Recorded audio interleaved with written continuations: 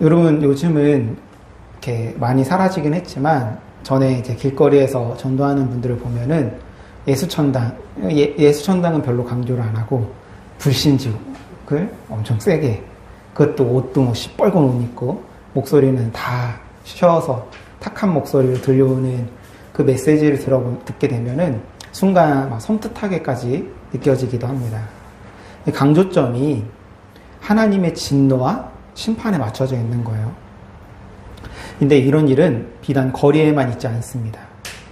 큰 사고 소식이 들려오면 교회 안에서 가장 먼저 나오는 말이 무엇이냐면 하나님의 심판이다.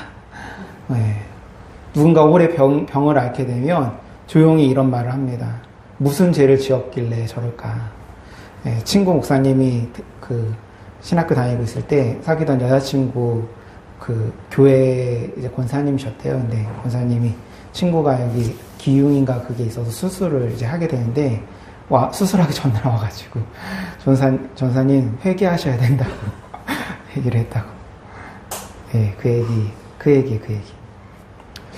요한복음 9장에서 제자들이 날 때부터 맹인된 사람을 보고 던졌던 질문. 이 사람이 죄를 범하였습니까? 그 부모입니까? 2000년이 지났는데 그 질문을 우리 입에서 토시 하나 바뀌지 않고 그대로 나오고 있는 거예요. 왜 그렇게 됐을까? 저는 그 뿌리 중에 하나가 우리 안에 오랫동안 흘러온 유교적 사고, 곧 권성징악에 있다라고 생각합니다. 착한 일을 하면 상을 받고 나쁜 일을 하면 벌을 받는다. 여러분, 이것이 우리 민족이 수백 년 동안 세상을 이해해온 문법입니다. 그리고 복음이 이 땅에 들어왔을 때 우리는 복음을 새로 배운 것이 아니라 이미 가지고 있었던 그 문법 안에서 복음을 집어넣고 재해석을 하게 된 것입니다.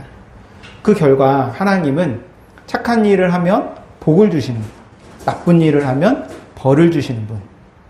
그래서 신앙생활은 어떠냐면 상을 받기 위해서 하는 어떤 행위로 어떤 이제 마일리지 쌓듯이 내가 착한 일을 막 하면은 이렇게 쌓여가 축적이 돼서 복을 받고, 죄는 벌을 피하기 위해서 감춰야 될 기록이 되는 거예요. 또 하나님을 나를 사랑하시는 아버지가 아니라 나를 채점하시는 분으로 오해하고, 예배는 사랑하는 이와의 만남이 아니라 그저 점수를 쌓는, 하나님 앞에 칭찬 점수를 쌓는 이 칭찬 스티커를 붙이는 그런 시간이 되어버리고 마는 거예요. 우리가 그토록 경계한다고 말했던, 그러나 끝내버리지 못했던 행위 중심의 신앙이 바로 여기서 나오는 것입니다. 그런데 진짜 문제는 그 다음이에요.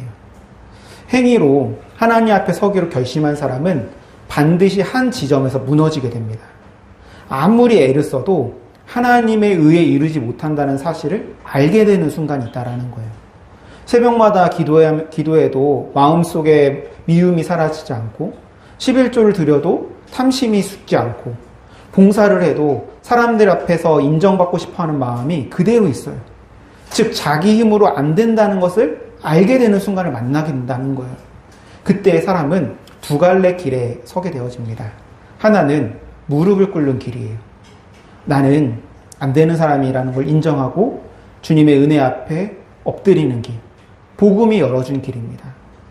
그런데 대부분의 사람들은 다른 길을 택합니다. 무엇이냐? 감추는 길입니다. 그리고 자기의 부족함을 감추는 가장 손쉬운 방법이 뭔지 아십니까? 내 죄를 감추는 가장 쉬운 방법이 뭔지 아세요? 다른 사람의 죄를 드러내는 것입니다. 그러면 적어도 그 사람보다는 내가 나은 사람이 되어보기 때문에, 그래서 하나님의 공의를 들먹이기 시작하는 거예요.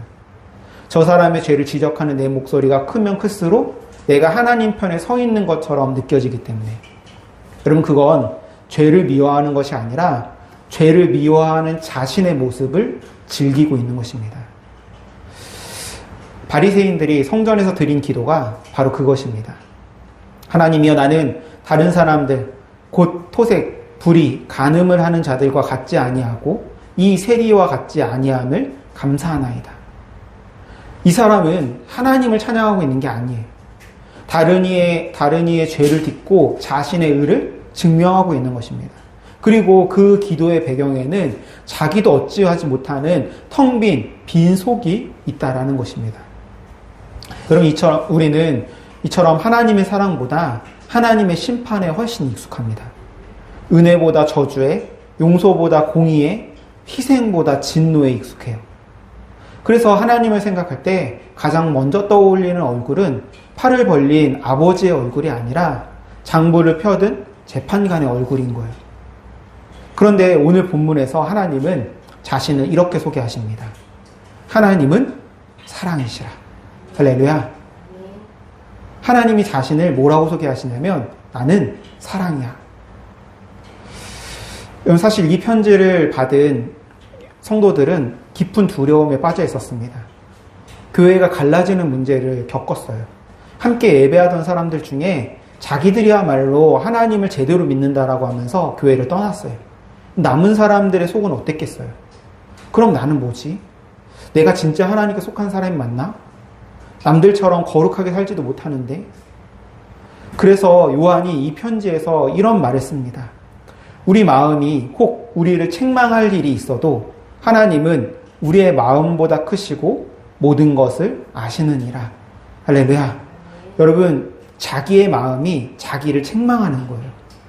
남이 정죄하는 게 아니라 내가 나를 정죄하고 있는 겁니다.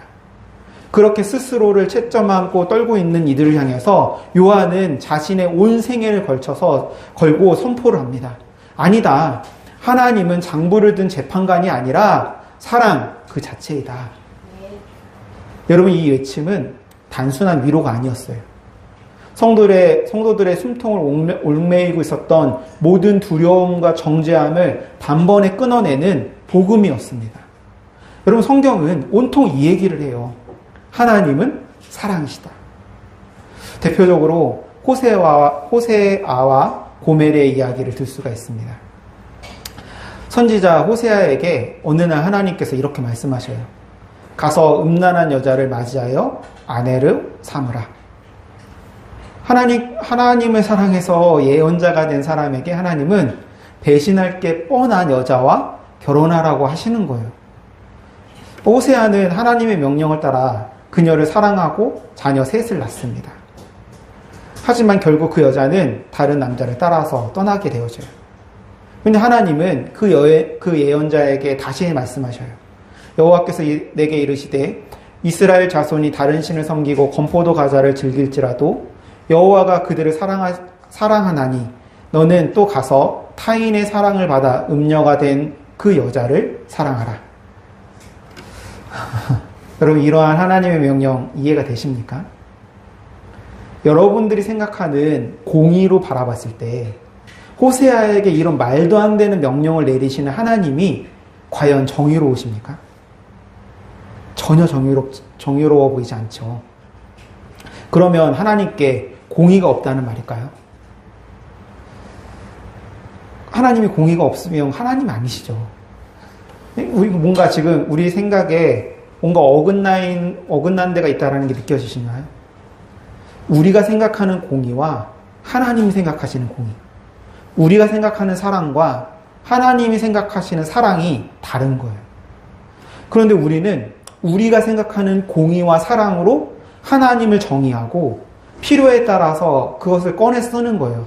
내가 불리할 때는 하나님의 사랑을, 내가 유리할 때는 하나님의 공의의 하나님을. 호세아는 다시 가서 사랑하라는 하나님의 명령을 따라서 다른 남자를 따라간 고멜을 찾으러 갑니다. 의무 때문이 아니었어요. 하나님의 사랑을 쫓아서 그녀를 사랑했기 때문입니다. 이는 사실 하나님과 이스라엘의 관계를 호세아의 삶으로 그대로 살아내게 하신 사건이었어요. 하나님과 우리 사이의 관계를 호세아와 고멜의 관계에서 드러내고 계시는데 그 핵심은 뭐냐면 우리를 향한 하나님의 마음이 어떠한지를 보여주시는 거예요. 그 마음이 어떠하다고요? 그 마음은 사랑이라는 거예요. 무슨 잘잘못을 따지고 옳고 그름을 가리고 너가 먼저 잘못했다고 해야 내가 널 용서할게, 이런 게 전혀 아니라는 거예요. 여러분, 지금 고멜이 회개했습니까? 성경에 고멜이 회개한 장면이 한 장면도 나오지 않아요. 고멜이 자신의 죄를 뉘우치고 새롭게 살기로 다짐했습니까? 그가 자신의 과거의 잘못을 씻고 정결해졌습니까? 그래서 하나님이 호세아를 고멜에게 보내셨던 거예요? 전혀 아니에요. 여전히 음녀였고 여전히 음부를 따라 호세아를 버린 여인이었어요. 그런데 하나님께서 그런 고멜을 사랑하라고 다시 아내로 데려오라고 호세아에게 명령하시면서 그게 우리를 향한 당신의 마음이라고 밝혀주시는 거예요. 내가 너희들을 사랑하는 게 이 호세아가 그 고멜을 사랑하는 것과 같다. 너희를 향한 나의 마음은 언제나 사랑이다. 이 얘기를 하고 계시는 거예요. 여러분, 호세아서를 읽다 보면 분명하게 드러나는 중요한 사실이 있는데 그것은 바로 하나님의 사랑은 억압과 강요가 아니라는 것입니다. 다른 신을 섬기고 건포도 과자를 즐길지라도 여러분 오해하시면 안 돼요. 하나님이 우상 숭배를 괜찮다라고 하시는 게 아니에요. 호세아서를 읽다 보면 하나님은 그 죄 때문에 가슴을 치십니다. 그런데도 사랑을 거두지 않으셔요. 이스라엘 백성들이 우상을 섬기고 다른 길로 가고 있는데 그걸 보면서 막 정말 하나님이 슬퍼하시고 아파하시고 애통해하셔요. 빨리 돌아오라고 하셔요. 그런데 그러면서도 이스라엘을 향한 사랑을 거두지 않는다고요. 그게 바로 이 구절이에요. 그리고 건포도 과자는 그냥 간식이 아니에요. 이게 뭐냐면 다른 신을 섬기는 축제에서 먹었던 음식입니다. 그러니까 이 말씀은 내 백성이 다른 신의 상에서 다른 신을 이렇게 뭐라고 해나 제사 드리는 그 상에서 밥을 먹고 있을지라도 라는 뜻이라는 거예요. 그런데도 하나님은 그 밥상을 엎으시지 않겠다는 거예요. 하나님을 떠날 자유까지도 그대로 두신다는 거예요.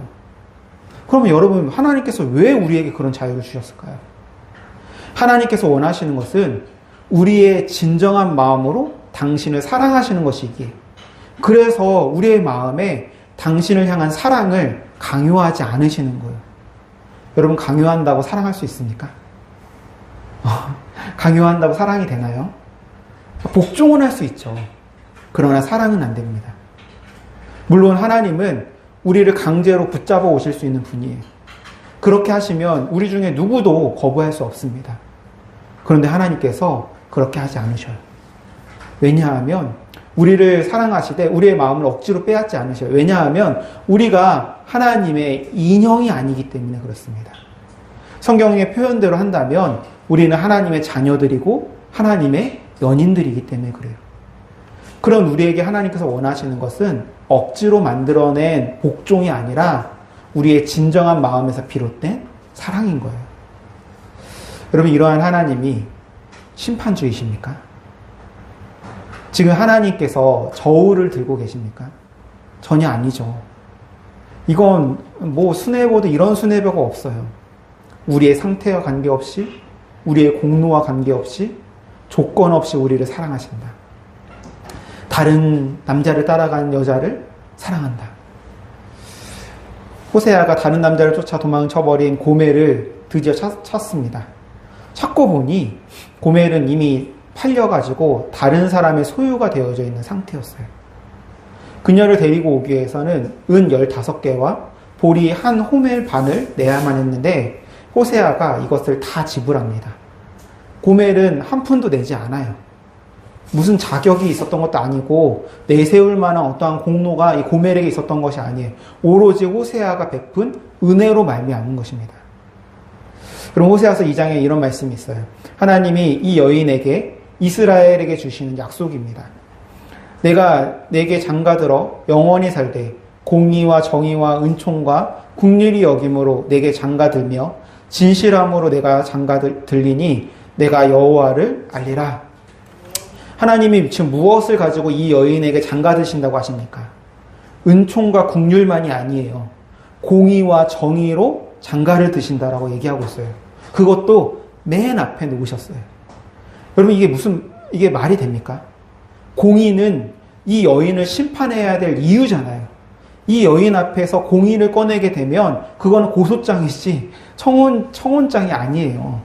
그런데 하나님은 지금 그 공의를 결혼 예물로 들고 오셨다라는 거예요. 여러분, 바로 여기서 우리가 알고 있었던 공의의 단어가 부서지게 되는 것입니다. 성경이 말하는 하나님의 공의는 죄를 달아서 값을 매기는 저울이 아니라는 얘기예요. 자기가 사랑하기로 한 사람을 끝까지 책임지는 것, 끝까지 사랑하는 것, 그게 바로 하나님의 공의라는 뜻입니다. 호세아가 은 15개를 한 푼도 깎지 않고 다 셈을 치르는 것, 그게 사랑이면서 동시에 공의인 거예요. 그래서 이사야 선지자가 이렇게 말을 합니다. 내가 나의 공의를 가깝게 할 것인즉 그것이 멀지 아니하나니 나의 구원이 지체되지 아니할 것이라. 하나님의 공의가 가까이 왔는데 그게 뭐냐면 구원이라는 거예요. 즉 공의와 구원이 같은 말로 쓰여져 있다는 것입니다. 그런데 그런 놀라운 은혜와 사랑을 입은, 그렇게 해서 구원을 받은 이 고멜은 여러분 이제 뭐 하면 될까요? 이제 다시 돌아가기만 하면 돼요. 이스라엘도 우리도 마찬가지입니다. 호세아가 그랬던 것처럼 하나님께서 값을 다 지불하셨어요. 십자가에서 예수 그리스도의 생명으로 값을 다 치르셨습니다. 이제 우리는 그저 방향을 돌려서 그 품으로, 주님의 품으로 돌아가기만 하면 됩니다. 그리고 우리가 돌아갈 때 어떤 일이 벌어지느냐? 누가복음 15장 탕자 이야기의 결론에 이렇게 쓰고 있습니다. 내가 너희에게 말하노니 이와 같이 죄인 한 사람이 회개하면 하늘에서 회개할 것이 없는 의인 99으로 말미암아 기뻐하는 것보다 더하리라. 하나님은 우리가 돌아오는 것만으로도 기뻐하신다는 거예요. 우리가 무슨 대가를 치를 필요가 없다라는 거예요. 우리가 하나님께 용서받기 위해서 무슨 헌금을 많이 하고 봉사를 하고 피생을 하고 이런 거 안 해도 돼요. 그저 탕자처럼 돌아오기만 하면 됩니다. 너무 쉽죠? 너무 쉽죠? 그런데 그 쉬운 것이 절대로 쉽지 않습니다. 여러분 고멜을 한번 생각해 보세요. 여러분들이 고멜이라고 생각해 보세요. 제정신 바뀐 사람이면 돌아갈 수 있을까요? 다 버려진 육체와 정신이 다 파괴된 상태 아닙니까? 그렇게 다 파괴된 존재가 내 모든 것을 다 지불했으니까 이제 집으로 가자. 그런 남편의 말을 듣고 다 지불해줘서 고마워요 여보 하면서 룰루랄라 집으로 갈 수 있겠어요? 못 갑니다. 아니 가더라도 비참하겠죠. 너무 부끄럽겠죠. 진짜 마음을 돌이켰다면 얼마나 수치스럽겠어요. 호세아가 아무리 없었던 것으로 하자고 해도 고멜의 입장에서는 없었던 것이 안 되는 거예요. 바로 이것이 우리의 문제인 거예요. 우리의 부서지고 깨진 몸, 마음의 상태가 문제라는 거예요. 그것 때문에 하나님께로 돌아가지 못하는 걸림돌이 된다는 거예요. 그러면 돌아갈 수 없는 이 사람이 어떻게 돌아갈 수 있을까요? 어떻게 돌아갈 수 있을까요? 탕자를 한번 생각해 보세요. 누가복음은 그가 돼지 쥐업 열매 앞에서 이에 스스로 돌이켜 아버지를 기억했다라고 합니다. 여러분 그 기억이 어디서 왔습니까? 배가 고파서 갑자기 자기 머리에서 만들어낸 계산입니까? 아니에요. 이건 성령님의 역사입니다. 우리가 하나님을 찾기 전에 이미 우리를 찾아와 계시는 하나님의 은혜. 돌아설 힘조차 없는 사람에게 돌아설 수 있는 마음을 먼저 심어주시는 은혜입니다. 그리고 그 은혜를 따라서 돌아서려고 하는 우리 안에서 성령님이 하시는 일이 또 있어요. 그건 우리의 그 굳은 마음과 깨진 마음을 고치고 새 마음을 주신다는 거예요. 여러분 저는 이게 굉장히 중요하다고 봅니다. 이 새 마음은 하나님께로 돌아갈 수 있는 마음, 하나님을 사랑할 수 있는 기회입니다. 또 새 영을 너희에게 두고 새 마음을 너희에게 주되 너희 육신에서 굳은 마음을 제거하고 부드러운 마음을 줄 것이며. 지난주에 이 새 마음이 돌아설 수 있는 마음, 회개에 이르는 마음이라고 했다면 오늘은 한 걸음 더 나아갑니다. 다음 절에서 하나님은 이 마음으로, 그러니까 회개하고 돌아서는 그 마음에 하나님께서 뭐라고 말씀하시냐면 내 율례를 행하게 하리라. 여러분 율례가 뭘까요? 율례는 하나님을 사랑하고 이웃을 사랑하라. 하나님의 말씀을 따라 사는 거예요. 하나님 사랑, 이웃 사랑. 그러니까 성령님이 주시는 새 마음이 뭐예요? 하나님을 사랑할 수 있는 그 마음을 주신다는 거예요. 성령님께서 우리의 마음을 돌이키시고 우리로 하여금 하나님을 사랑할 수 있는 마음을 부어주신다는 거예요. 여러분 이제 우리는 돌아가기만 하면 됩니다. 그럼 성령님께서 우리의 부서지고 수치스럽게 깨진 모든 것을 고치셔서 새롭게 창조하십니다. 이전과는 다른 새로운 삶을 살 수 있는 기회가 주어지는 것입니다. 그래서 바울이 이렇게 고백을 합니다. 누구든지 그리스도 안에 있으면 새로운 피조물이라 이전 것은 지나갔으되 보라 새 것이 되었도다. 할렐루야. 여러분 이 놀라운 사실을 알고 있었던 까닭에 요한은 하나님을 설명할 때 사랑이라는 말 외에는 설명할 방법이 없었던 거예요. 하나님은 사랑이시다. 하나님은 사랑이시다. 그러면 우리가 지었던 죄는 어떻게 되는 걸까요? 없어지게 되는 걸까요? 여러분 아닙니다. 없었던 일이 되지 않습니다. 고멜의 지난 세월이 지워집니까? 고멜이 행했던 것들이 지워지나요? 안 지워져요. 탕자가 아버지의 재산을 다 날린 게 없었던 일이 됩니까? 그것도 아닙니다. 우리가 지나온 자리에서 남긴 흔적들, 우리가 누군가에게 주었던 상처들, 우리의 마음에 새겨져 있던 부끄러움, 그건 그대로 있습니다. 그런데 여러분, 사라진 것이 하나 있어요. 죄는 남았는데 사라진 게 있어요. 그 죄가 나를 고발하는 힘이 사라졌어요. 기록은 그대로 있는데 그 기록이 더 이상 나를 법정에 세우지 못한다는 거예요. 왜? 값이 이미 예수 그리스도를 통해서 다 치러졌기 때문에. 여러분 여기서 짚고 넘어가야 될 중요한 게 한 가지 있습니다. 하나님의 공의가 값을 요구하니까 하나님의 사랑이 대신 치렀다. 이걸 마치 이 둘이 공의와 사랑이 둘이 다투다가 사랑이 겨우 이긴 것처럼 오해를 하는데 여러분 아니에요. 여러분 값을 요구하는 분과 값을 치른 분이 같은 분이에요. 그러므로 십자가는 사랑이 공의를 이긴 자리가 아니라 공의가 원래 사랑이었다라는 것이 드러나는 자리인 거예요. 앞에서 얘기했잖아요. 공의는 뭐냐면 하나님께서 우리를 끝까지 사랑하시는 그 사랑이 공의라고요. 하나님 편에. 그러니까 십자가의 사건은 뭐냐면 그 공의가 하나님의 사랑이었음이 드러나는 자리라는 거예요. 그래서 바울이 이렇게 고백합니다. 그러므로 이제 그리스도 예수 안에 있는 자에게는 결코 정죄함이 없다. 더 이상 그 죄가 우리를 고발하지 못한다라는 거예요. 죄가 없다라는 말이 아닙니다. 정죄가 없다라는 말이에요. 이제 나를 고발할 자가 없다라는 거예요. 사탄도 고발할 수 없고 사람들도 나를 고발할 수 없고 심지어 나 자신도 나를 고발할 수가 없어요. 여러분 우리는 가장 오래 가장 집요하게 고발하는 사람이 누굽니까? 바로 나 자신이에요. 근데 그 고발장이 이미 무효화가 된 거예요. 고발할 것이 남아있지 않았기 때문에 바울이 이렇게 말할 수 있는 겁니다. 내가 확신하노니 사망이나 생명이나 천사들이나 권세자들이나 현재일이나 장래일이나 능력이나 높음이나 깊음이나 다른 어떤 피조물이라도 우리를 우리 주 그리스도 예수 안에 있는 하나님의 사랑에서 끊을 수 없느니라. 할렐루야. 도무지 사랑을 받을 수 없었던 우리, 죄와 더러움 속에서 뒹구는 사랑받을 자격이 없는 하나도 없던 우리를 일방적으로 사랑하시고 또 우리의 깨지고 부서진 마음을 고치시고 다시 사랑할 수 있는 기회를 주시는 그 기가 막힌 하나님의 사랑에서 벗어날 수가 없다라는 얘기예요. 십자가의 고통과 치욕 속에서 당신을 내어 던지시면서까지 내가 너를 사랑한다라고 외치시는 하나님의 사랑을 그 어떤 것이 감히 막을 수 있겠습니까?